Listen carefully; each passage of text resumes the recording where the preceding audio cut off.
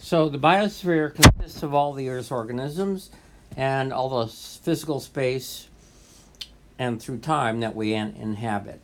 So that includes everything that's on the surface of the planet, everything that's alive that's in the air on the planet, including the atmosphere, and even all the way into all the oceans, as well as actually in rock, up to about 5 miles deep, where they found bacteria and archaea.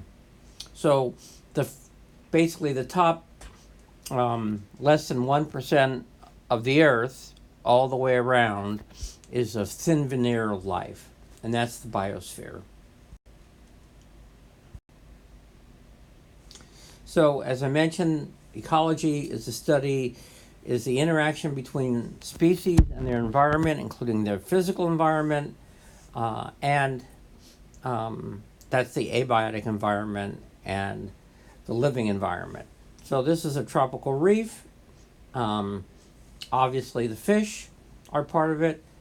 The coral are part of it, right? So we've got fish, we've got coral, plus more fish, actually. We've got, looks like algae right along here, okay? And then the abiotic environment includes the water, obviously, and all that's in it, including how much salt is in it, how deep the water is, so the pressure that is put on all the different organisms, how much light is striking from the sun, and the upper surface gets light from a broad spectrum all the way from infrared, or actually, infrared, all the way down to ultraviolet. But as the deeper you go, you only end up with blue light, purple light, violet, and ultraviolet. So that's the physical environment, abiotic. So here we are again. Here's the abiotic environment and the biotic environment. Oh, yeah.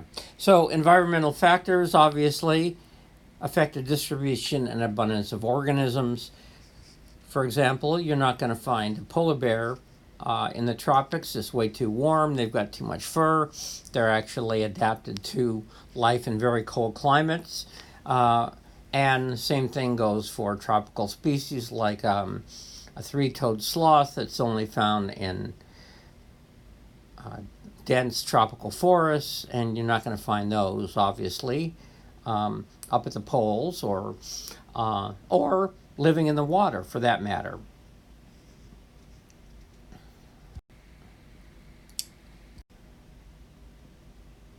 So, ecology is the interaction between organisms and an environment. And what's the environment? Well, let's take a look at the classroom. What's the biotic classroom environment? Well, it's all of you and me and all the other organisms that are actually in the classroom. There might be some insects in here that you're not aware of, but I'm sure they exist. Plus, you as an environment also have all these gut microbes, and most of them are actually helping you, but some of them might be harmful. If one of you is sick, then you're spewing microbes that might cause disease into the atmosphere, let's say if it's airborne, and then you might infect other people in the environment. And then the abiotic environment, of course, the seats that you're in, the amount of oxygen in the atmosphere, the composition of the atmosphere, how much pressure is being put on your bodies from the atmosphere, the effects of gravity, all those are things that are abiotic. And then finally, this is also the biotic environment, but the social environment, and that's actually probably having a bigger effect on you personally than any other part of the environment, because humans are social animals. They interact with their environment, they interact with their fellow humans. Some of you probably have actually have close friends in the classroom. You might even know some people you don't like, other people you don't know much about. Who do you trust? Well, if you have a close friend and you know he's trustworthy or she's trustworthy, then perhaps you guys study together, okay? Versus if you know someone's a free rider, then you're probably not going to have much to do with them. And then, of course, I'm sure you're all young here, so you probably noticed who you find attractive in this environment. So that's the social environment as well. So obviously, finding mates and procreating is going to be coming into your lives. And I'm sure some of you are having sex and everything already. So that's very important. You're very aware of who you have your eye on. And then we'll learn more about this. But a niche is actually kind of like a job. So your job is right now is as students. You have a student niche, kind of like a lawyer has a lawyer niche. Where are lawyers found? They're found in offices, lawyers' offices. They're probably found in big buildings, and they probably travel a lot back and forth to courtrooms and things like that. Doctors are found in doctors' offices or hospitals. Day laborers are found maybe on construction sites. Those are the niches. The niches are the job and where they're found. Okay. So the Amazon is the largest rainforest in the world, and some people have actually said that the Amazon is the lungs of the world.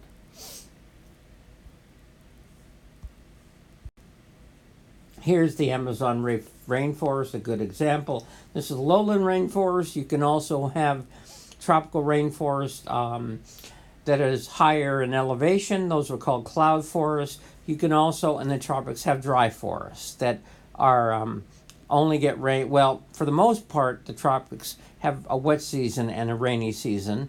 But there's some part of the forest that's a dry forest where they really only get rain during the rainy season and everything then dries out during the dry forest. So the abiotic factors here. The water.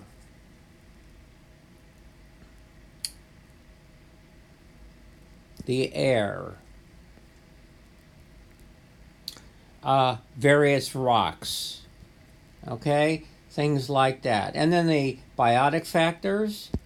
Obviously plants, animals, microbes, fungi, all kinds of different things that are living parts of the environment, including actually, well, it's hard to say whether if a dead organism, is that part of the abiotic environment or the biotic environment? Well, it's not part of the living and biotic environment, but still the biotic environment. And then you can ask, well, is the tropical forest, is it all biotic? No, it's actually a combination of both.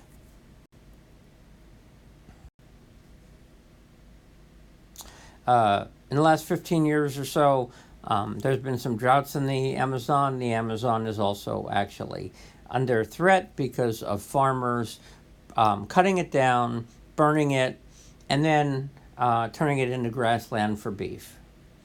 So part of it also has to do with the fact that the climate is changing. Climate change. Climate and weather. So let's first talk about weather. That's short-term atmospheric change. Like today, let's see, what was it, Monday or Wednesday? Was it raining today? Well, it's been raining, so that's short-term weather, right? it might last days. It might even, you could say the weather lasts weeks, whatever it is. Obviously, weather is seasonal changes as well, but it's usually basically shorter term trends. Climate, on the other hand, is long-term trends. So, for example, this is what I actually showed earlier. Along the bottom here, we've got years going that way, and temperature here, temp. Okay, and let's say this is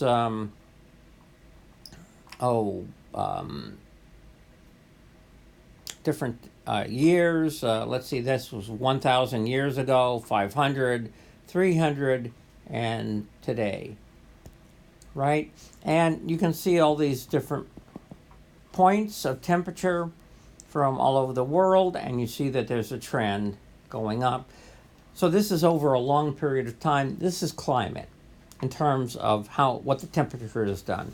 There's also, obviously, the climate is affected by all the different factors, including how much precipitation or water is in the atmosphere, what the composition of the atmosphere is, how much precipitation falls out of the atmosphere, how, let's say, the concentration of CO2 changes over time in the atmosphere and the ocean, the salinity of the ocean, all that kind of stuff can change. Also, obviously, that's also affected by the things that are living in the environment, because they're going to change over time too. Let's say you have a mass extinction, and all these organisms that were heterotrophs and they were making ATP through respiration. Well, they're not doing that anymore. Okay?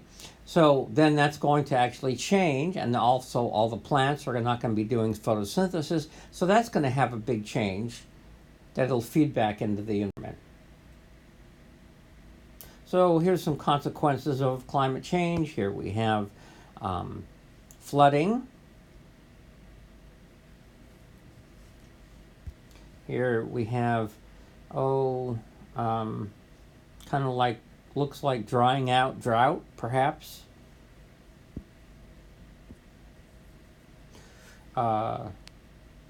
Glaciers receding. And then perhaps larger storms, either from flooding or from hurricanes or things like that, that might be affecting the climate. So global warming is part of climate change. Obviously, the climate over long periods of time can become warmer, colder, wetter, drier, all that kind of stuff. In the past, during the Pleistocene, there were multiple cooling phases where you had glaciation, increased glacier activity all the way down to the middle of North America. Then there was interglacial warming periods where it warmed up a little bit. Then the glaciers came back. The last major glacial growth was about 12,000 years ago, and then we entered a warm phase. So right now we're in a super warm phase, and most scientists think that it's the result of human activity, primarily burning fossil fuels, which release more carbon dioxide into the atmosphere, among other things, which are greenhouse gases. So let's take a look. So the temperature of the air is really obviously affected most by sunlight. We're 93 million miles from the sun. We also get some warming because the Earth has a molten core, so there's a lot of heat in the earth that's very hot, and of course volcanoes and things like that will release it. But for the most part, it's the sunlight that warms the planet. Most of the sunlight is on the tropics. There are more oblique rays hitting the poles, and remember, the Earth is at an angle and it rotates. Okay? So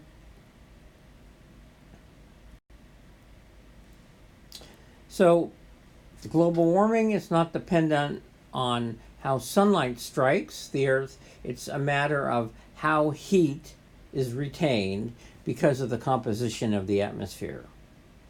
It's caused by increase in greenhouse gases, such as carbon dioxide, water vapor, also methane, and nitrous oxide. Okay? Carbon dioxide and methane, nitrous oxide are all caused by the burning of fossil fuels, and also water vapor. And of course, water vapor, the warmer it gets, the more water evaporates from the ocean, lakes, and rivers. And so it's likely that some areas will increase in precipitation and in humidity. Other places where it's already a desert will probably become drier. These greenhouse gases, they absorb heat that radiates from the Earth's surface, from the sun first, then the Earth's surface, and it prevents it from escaping into space. And this is called the greenhouse effect. If you've ever been into a greenhouse, you know that greenhouse traps heat inside, mainly because of the extra water vapor in it, but also because it's got glass on the outside. So the sunlight comes in and then can't get out.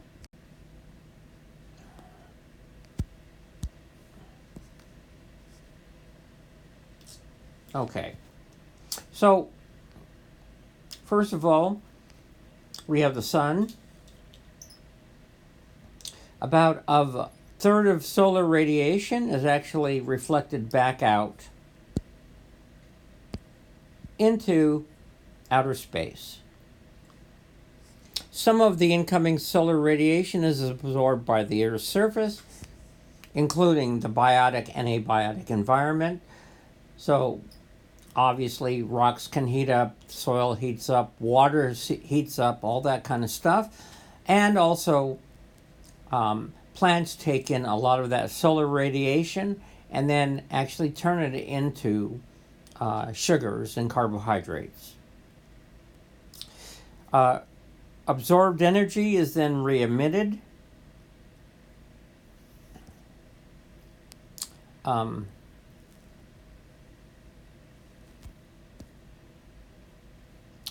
Into the atmosphere as infrared radiation. Actually, go infrared radiation. A portion of the infrared radiation is absorbed that's the heat by the greenhouse gases. Okay, so they heat up as well. And some is emitted as more infrared. And the re-emitted infrared radiation further warms the atmosphere. And then finally, some of the infrared radiation is actually lost to outer space.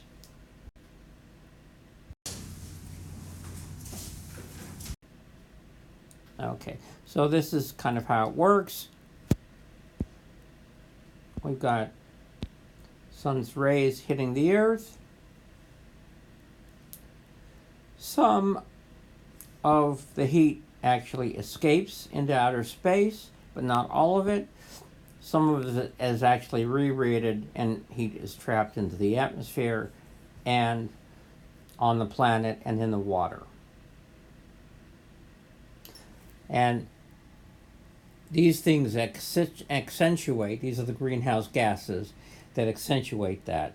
So for example, Venus is a very hot planet. It has a much thicker atmosphere. It is permanently, it's closer to the sun, but also it is permanently enveloped in very thick atmosphere that acts as a greenhouse. So the surface of Venus is actually like 900 degrees Fahrenheit, or I don't know what it is Celsius, but it's very, very, very hot. Obviously, at this point, we don't think anything lives there.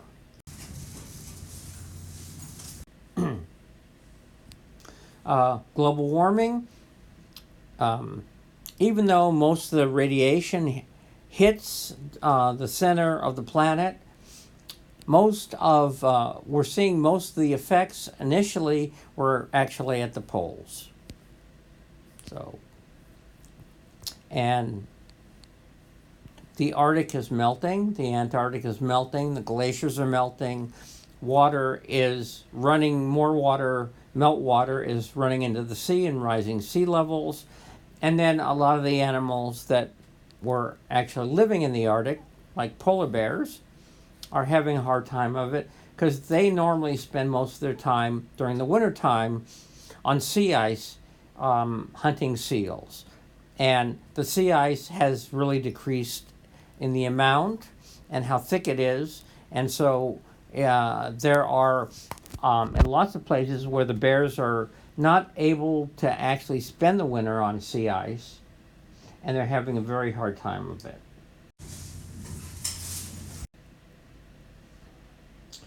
We've already looked at the animation of greenhouse effect, but you can actually run it for yourself. It's on Canvas.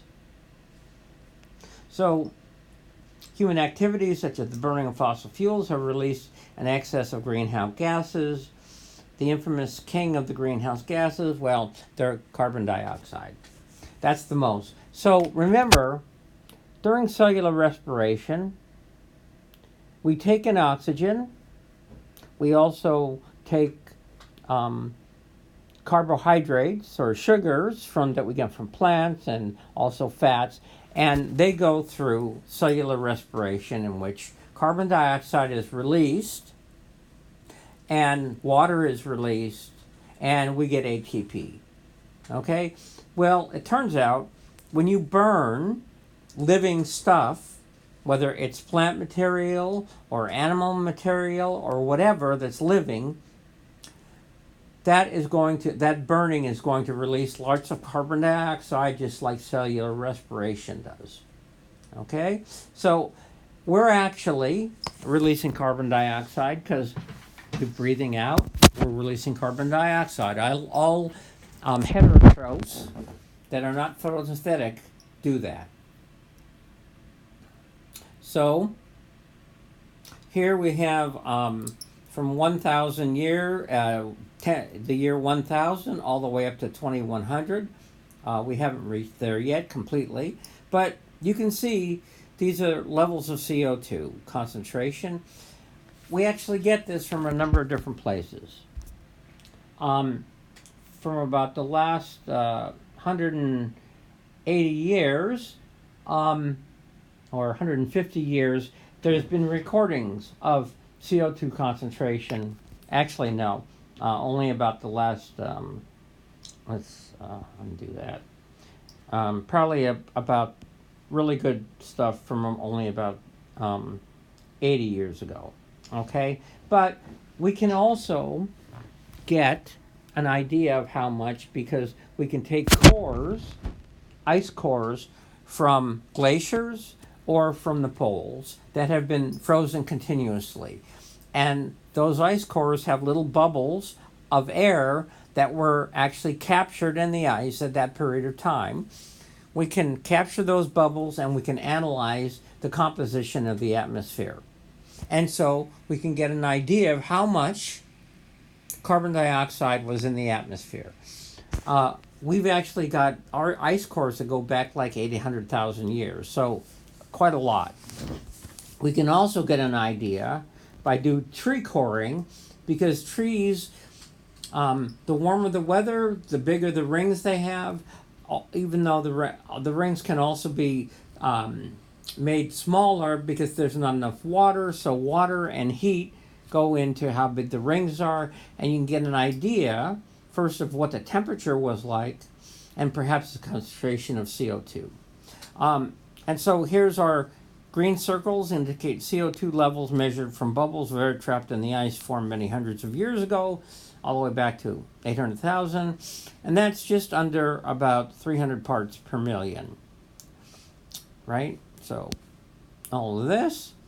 And then around 1800, the beginning of the Industrial Revolution in the West, and the burning of fossil fuels, including coal, for the first time, we can see concentrations of CO2 are going up. Okay? That corresponds exactly with the Industrial Revolution starting right around here. Okay? Of course, in the beginning it wasn't very much, but obviously the population has grown tremendously, and more and more and more and more.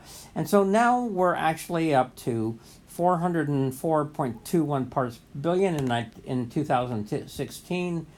That's very high. With this rising CO2 level, what do you think has happened with the temperature? Well, the temperature has fluctuated over time periods. Up until about 1200, it was a warm period, then it got a little colder period, and then it started leveling off, and then the cooling period ended actually here, around here. And then with the beginning of increase in CO2, there's been a slow rise in temperature, and then a spike that we're heading into right now. So the temperature has gone up. That's a correlation between CO2 and temperature. Okay, and we expect that because CO2 acts as a greenhouse gas. But how do we know that it just wasn't temperature just rising, or other sources of CO2 that were causing increase in greenhouse gases, and not actually the burning of fossil fuels? Well, we can look at different isotopes of elements, like different isotopes of carbon. So there's carbon 12, that's or is it 13? That's the most common form. Carbon 14 is a radioactive that decays. Carbon 12, and depending on what's burned, we can figure out, and carbon is in CO2, carbon dioxide, we can figure out where that carbon was coming from. And most of it has an isotopic signature. Now before, down here, the carbon, CO2, the carbon was from, wasn't from the burning of fossil fuels, obviously, and it had a different form of carbon, a different isotope. But it's changed. The form of the carbon isotope now corresponds much more highly with, I think it's carbon 12 or whatever, and it's much more commonly found from burning fossil fuels. Okay, so here's global temperature rise, of course, and remember,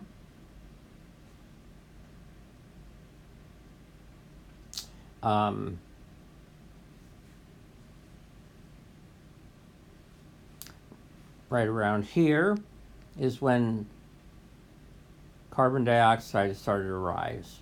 So again, there's this correlation.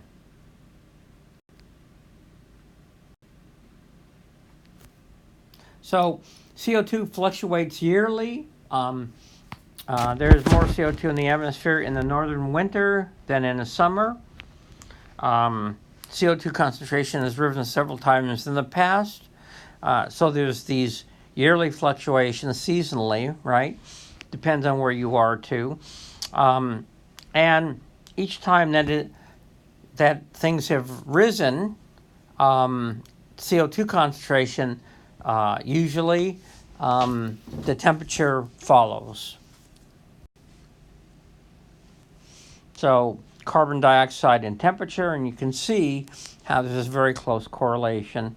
And then, obviously, as I mentioned, the carbon signature and also the oxygen isotopes are much more associated lately with what's going on. Now, but you see here, we're back to 400,000 years ago. So obviously we've had natural fluctuations that had nothing to do with burning fossil fuels. Where did that come from? Well, a good source is probably volcanoes. Also, the Earth has, because of its elliptic orbit around the sun, that ellipse changes, and there are periods of time where the Earth is actually closer to the surface. When that happens, more solar radiation, and usually plants take more in and release and make more oxygen, and then there's more life that's living off of those plants. So here's the drought in the Amazon.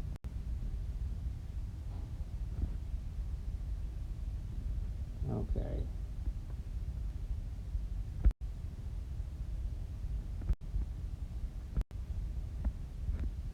So there are a number of different cycles that are driving things. We're going to look at two, the hydrologic cycle and the carbon cycle. The hydrologic cycle, actually,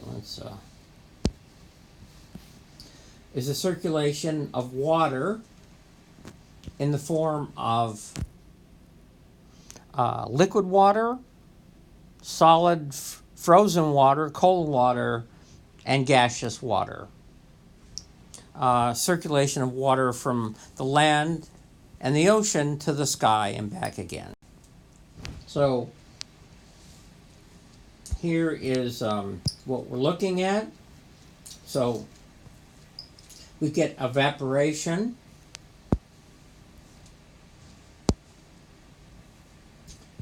From the ocean, we also get evaporation from the water in lakes and rivers.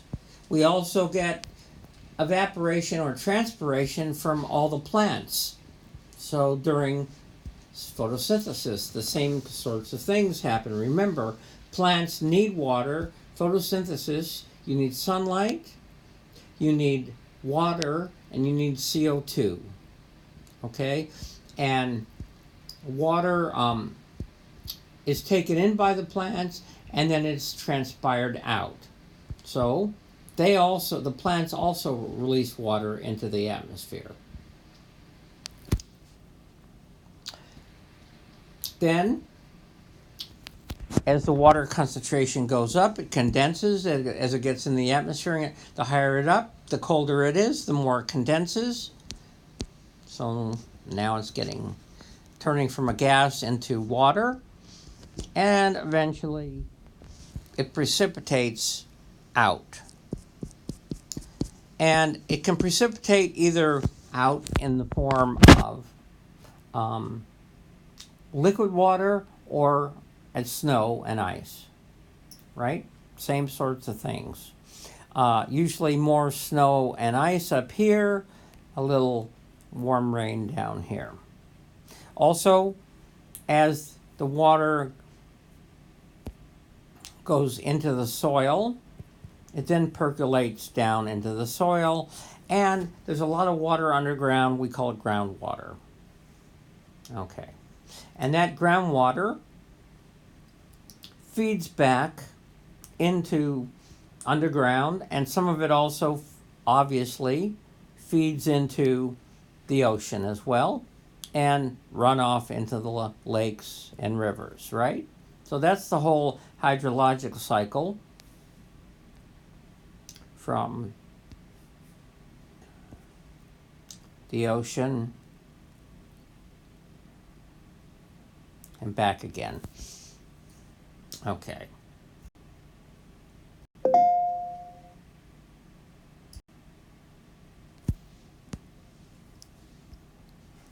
So also there are convection cells of how, and this is how air in the planet circulates. And these differences in temperature and moisture affect these actually cause winds and things like that, and storms and all that. So there are these very large convection cells.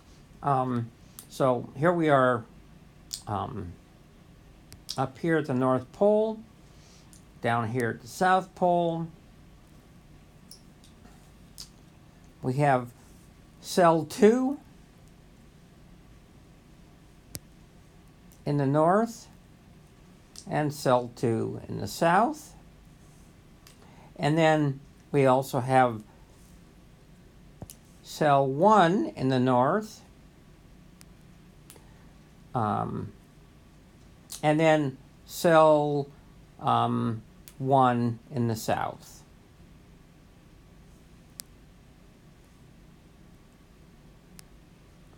And so that feeds back into cell 2.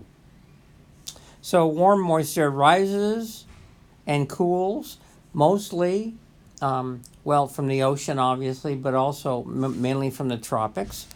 And then moisture is released as rain or snow, depending on the temperature, and the resulting dry air sinks back down to the ground.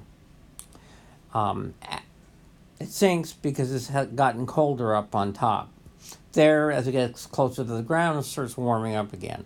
The convection cells, the angle of the sunlight striking the earth, create these regional environments that are governed largely by these cells. There are also these cells that extend out into the ocean, and so we have all of these different cells cause circulation of the water as well. Okay, so that's the hydrological cycle, the globe and carbon cycle, the transfer of carbon. In other words, carbon dioxide in the atmosphere, the fixing of carbon by plants and other photosynthetic organisms into carbohydrates and sugars, and then transforming them by other living things. And then that carbon cycle is going to feed back. The carbon is going to be burned up either by living organisms that turn it into ATP or combustion. So carbon is fixed with photosynthesis, sunlight, and water. And what's released is sugar is made and O2 is released. Respiration is, remember, the opposite. You take O2 and you take the sugar and you take, that's right, and then you burn that. And what you burn is you release CO2 into the atmosphere, and you also release water.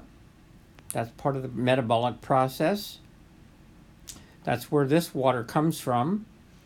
And then organisms generate ATP. Or you can actually burn carbon-rich minerals, either from wildfires or a fire in a fireplace, a wildfire, or you can actually use fossil fuels that have been sequestered for a long time that then release tremendous amounts of CO2. So we saw this earlier. Here's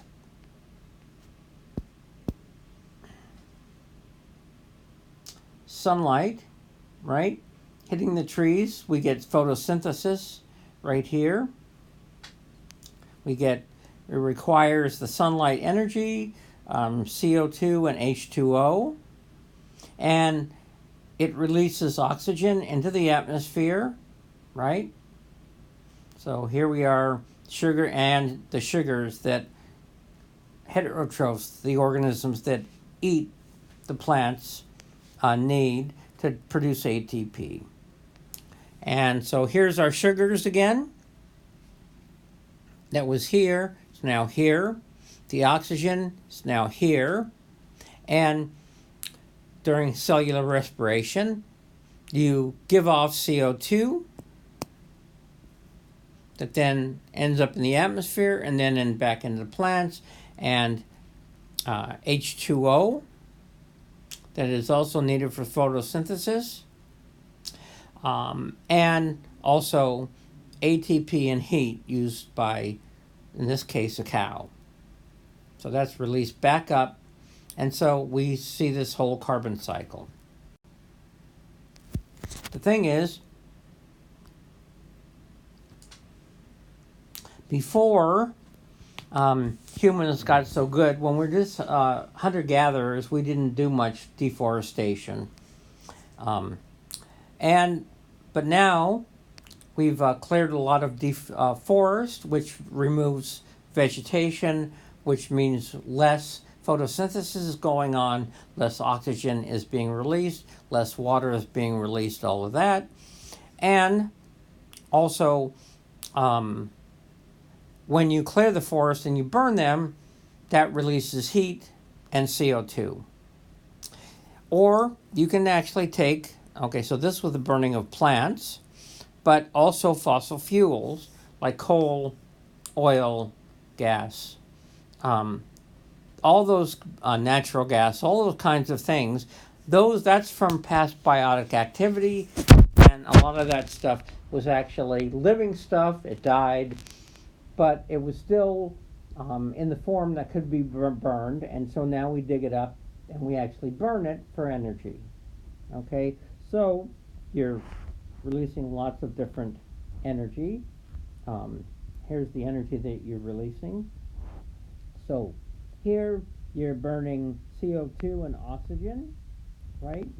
And this is what you get in return. But burning hydrocarbons, you're burning mainly what are called hydrocarbons, like methane, CH4, but other things as well. It requires extra oxygen, and then it releases steam in the form of water and also more and more energy. Among other things, it also releases a lot of pollution. So here's the carbon cycle. You can actually watch the video on it. But again, photosynthesis process by which plants and algae use energy from the sunlight to convert to water. So here's our atmospheric carbon dioxide. It goes into photosynthesis.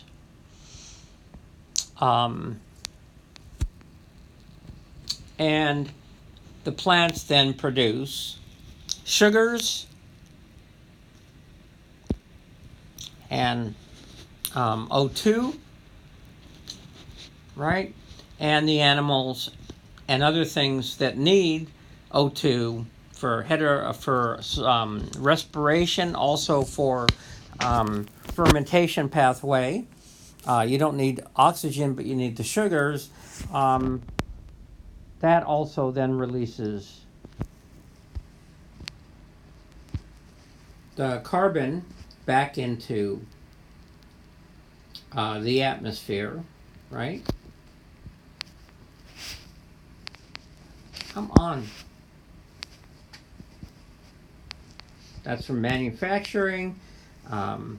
That's from the animals respiring up. Also, some of this stuff, like the plant material here, and animals, it dies. Let's say it gets buried. It's sequestered down into the soil. Some of it decomposes, but some of it stays there. Same thing with the marine system. And then some of this stuff that was put into the soil becomes fossil fuels. In other words, long chains of sugars and carbohydrates that then turn into hydrocarbons that can be burned. carbon dioxide actually is taken in. So most places that are carbon sinks have lots of plants in them. Okay? They take in carbon, they take in more carbon than they release. In fact, they mainly release oxygen instead of carbon. The same thing happens with marine organisms like cyanobacteria and algae, the same sorts of things. They're both carbon sinks. Carbon sources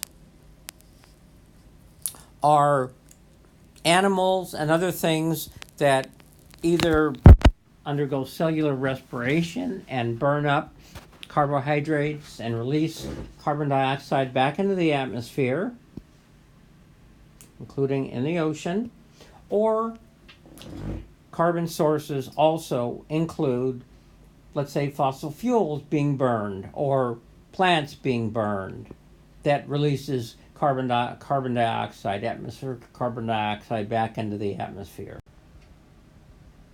So a carbon sink is where,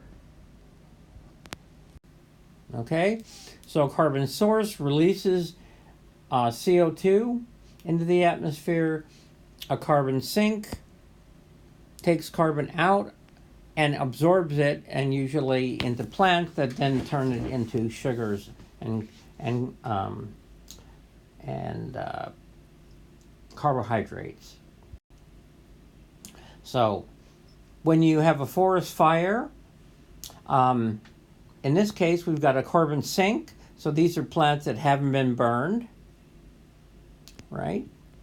And they're taking in CO2 from the atmosphere and turning it into sugars. And of course, the carbon source is this fire. And it's in the form of sugars and carbohydrates and cellulose and all that. And those burn up and then release CO2 into the atmosphere.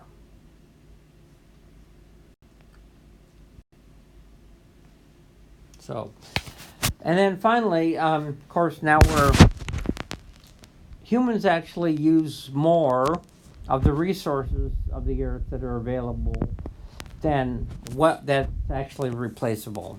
So your carbon foot or your ecological footprint is the amount of resources that you use, including for your food, for warmth, places to live, and also driving around. And you can convert these into what are called Earth equivalents, the number of Earths you would need to provide the resources and absorb the waste of individual population. So, are we living sustainably? Well, some people on the planet are, and most people are not. In fact, even though a place like India with a tremendously large population, and they are big emitters of fossil fuels and all that kind of stuff, they actually use more resources or less resources than we do here in the United States with a smaller population, because we use more resources at a greater rate. So, carbon footprint, how much individuals are using, food footprint, so this is the energy used, this is the food, includes infrastructure and goods and services. So these are 4 different kind of categories you can break them down into.